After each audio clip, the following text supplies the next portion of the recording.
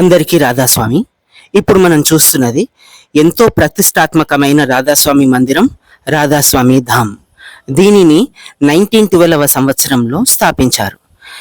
ఈ మందిరం స్థాపించిన తొలినాళ్లలో ఇదొక పెంకుటిల్లుతో కూడిన సత్సంగ మందిరం ఉండేది. ఈ మందిరాన్ని స్థాపించిన వారు భారతదేశంలోని అన్ని రాధాస్వామి మందిరాలలో పాలరాతి విగ్రహ రూపంలో కొలువై ఉన్న కారణ జన్ముడు, వేలాది సత్సంగాలు ప్రవచించిన ఘనాపాఠి, 5,000కు పైగా పుస్తకాలను రచించిన అగ్రగణ్యుడు,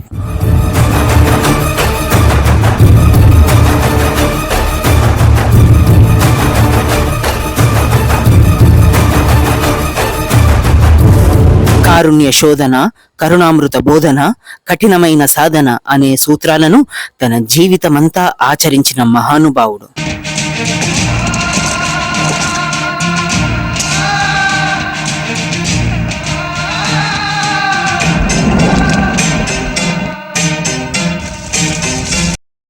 పరమదయాళుడే పూజించిన పరంధాముడు, ఆనందదయాళుడే అర్చించిన ఆర్తత్రాణ పరాయణుడు, పసిప్రాయంలోని శివమంగళ మహారాజ్నే దీవించిన దివ్యమంగళ స్వరూపుడు,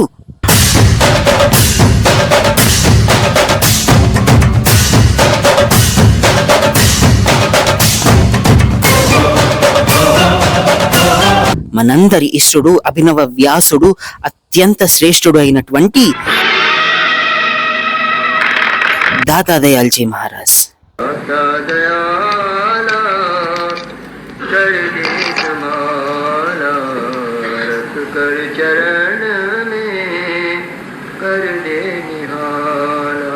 जीवन धारा मेरा तू है रखवारा, तू है रखवारा.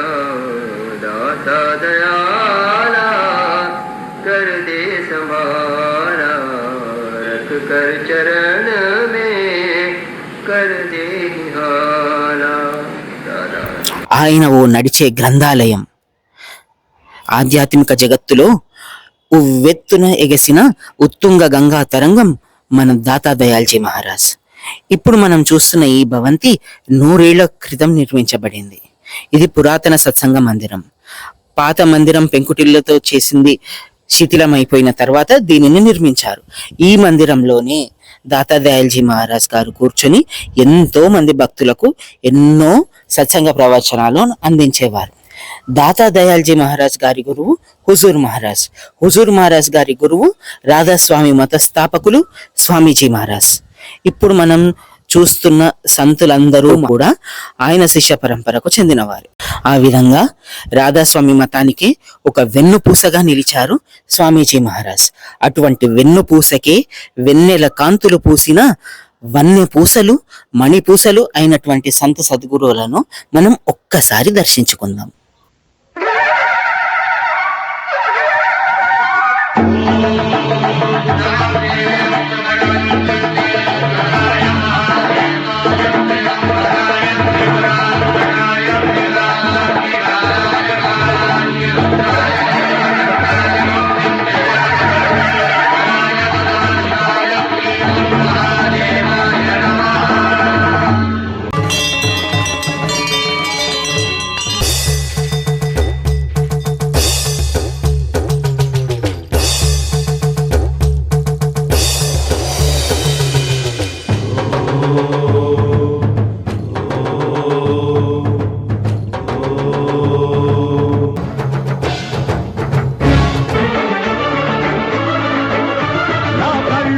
కాపాడే కనురెప్పలు నీవే, నా కండలలో పెనుబలమై ఉండేది నీవే, నా గుండెలో దాగున్న ధైర్యానివి నీవే, నా పలుకున కొలువున్న సత్యానివి నీవే.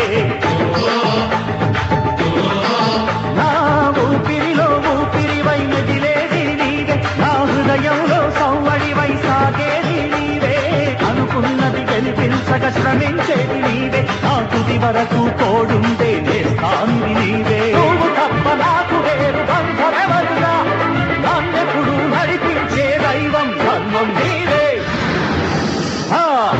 1921వ సంవత్సరం కంటే ముందు వరకు దాతా దయాల్జీ మహారాజ్ ఎక్కువగా లాహోర్లోనే ఉండేవారు.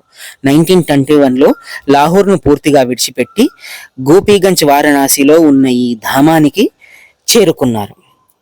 ఈ మందిరంలోనే పురాతన సత్సంగ మందిరంతో పాటు మహారాజ్ గారు నివసించేందుకు నివాస సముదాయం, మిగతా సత్సంగీలు భక్తులు ఉండడానికి వసతి గృహాలు, భోజనాలయం ఏర్పాటు చేయడం జరిగింది.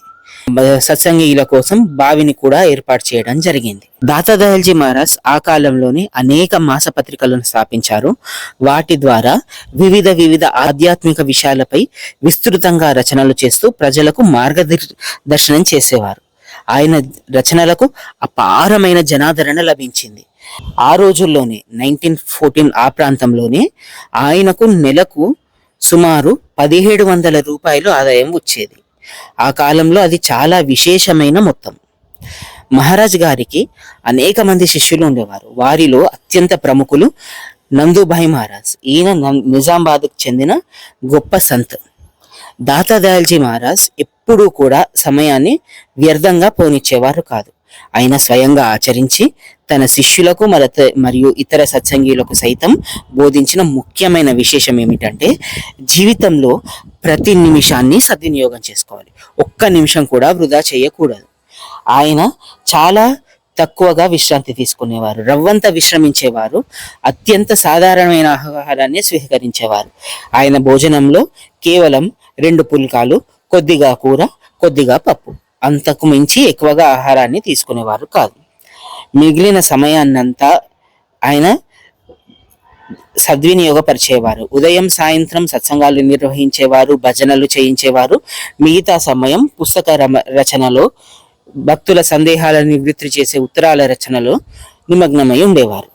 ఒక్క లాంతరు దీపంలోనే, ఒక్క రాత్రిలోనే ఒక నవలను పూర్తి చేయగలిగిన సామర్థ్యం ఆయనకు సొంతం.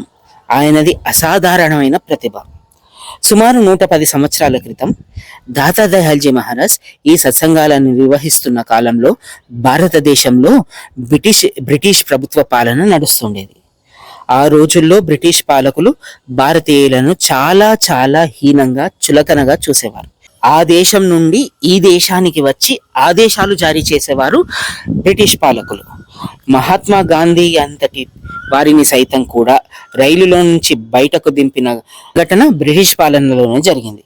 అంతటి కర్కశమైన రాక్షస పాలనలో సైతం దాతా దయాల్జీ మహారాజ్ సత్సంగాలను నిర్వహించేవారు. దాతా దయాల్జీ మహారాజ్ వివిధ ప్రాంతాలకు పర్యటిస్తూ రాధాస్వామి బోధనలను విస్తృతంగా ప్రచారం చేసేవారు. దాతా దయాల్జీ మహారాజ్ ఈ పుస్తక రచనల్లో సత్సంగాల్లో నిమగ్నమై ఉన్నప్పుడు ఆయనకు సేవ చేయడం, పిండి విసిరి రొట్టెలు చేయడం, వంట చేయడం, ఆయన పాదాలను ఒత్తి శ్రమ తీర్చడం వంటి సేవలన్నింటినీ నందుభాయ్ మహారాజ్ గారు ఎంతో భక్తి శ్రద్ధలతో నిర్వర్తించేవారు. అంతేకాక దాతా దయాల్జీ మహారాజ్ రచించిన పుస్తకాలన్నింటినీ ముద్రింపజేసి వాటి ప్రూఫ్లను పరిశీలించి పుస్తక రూపంలో ప్రచురించే అద్భుతమైన బాధ్యతను కూడా నందుభాయ్ మహారాజే నిర్వహించేవారు. ఈ విధంగా నందుభాయ్ మహారాజ్ దాతా దయాల్ మహారాజ్కు అమూల్యమైన సేవలను అందించి రాధాస్వామి సాహిత్య ప్రచారంలో, సత్సంగ ప్రచారంలో విశేషమైన పాత్ర పోషించారు. ఆ కాలంలో ఇప్పటిలాగా వందే భారత్ ట్రైన్లు, విశాలమైన రోడ్లు, కార్లు, విమానాలు కూడా లేవు. గతుకుల చితుకుల రహదారులపై ఎడ్ల బండిలోనో, గుర్రపు బండిలోనో దాతా దయాల్జీ మహారాజ్ ప్రయాణం చేసేవారు. ఆ రోజుల్లో పొగబండి ఉన్నప్పటికీ అది నేటి రైళ్లలా కాకుండా అత్యంత నెమ్మదిగా నడిచేది. దానివల్ల ఒక ప్రాంతం నుంచి ఇంకో ప్రాంతానికి వెళ్ళడానికి ఎన్నో రోజులు పట్టేవి.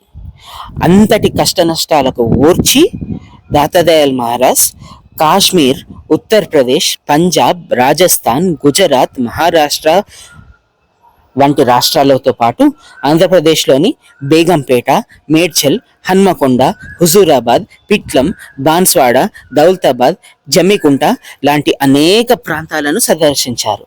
అంతేకాక విదేశాలైన Sri Lanka, Rangoon, Burma, Java, Singapore, Malaysia, అమెరికాలోని శాన్ ఫ్రాన్సిస్కో, చికాగో మరియు హాంకాంగ్ వంటి అనేక దేశాలకు ఆ కాలంలోనే ఓడలపైన ప్రయాణించి అద్భుతమైన సత్సంగాలు అందించి ఆధ్యాత్మిక సంపదను పెంచి లక్షలాది మంది భక్తులకు మార్గదర్శకులయ్యారు.